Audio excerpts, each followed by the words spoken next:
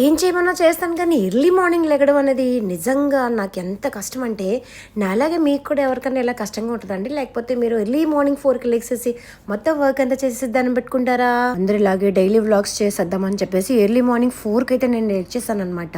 And లేచినాక అనుకున్నాను ఏంటి అంటే ఎప్పుడు నేను అనుకునేదాన్ని అందరూ 4కి లెగిసి అన్ని పనులు చేసేసుకుని హ్యాపీగా 5కి 6కి అలా దండం పెట్టేసుకుంటారేమో. నేను ఒకదాన్నే ప్రపంచంలో బద్ధకంగా పడుకొని ఉంటున్నాను 8 వరకు అనుకున్నాను. కానీ కంప్లీట్లీ రాంగ్ అండి. నాకులాగే ఊరంతా కూడా పడుకునే ఉన్నారు. నేను లేచేసరికి ఒక పిట్ట కూడా లేగలేదన్నమాట. సో నాకైతే భయం వేసింది first of all. And makeup ఉంటే ఆబ్వియస్లీ లెగుస్తాను కానీ ఇలా నార్మల్ గా లెగడం అయితే ఇది ఫస్ట్ టైం అనమాట.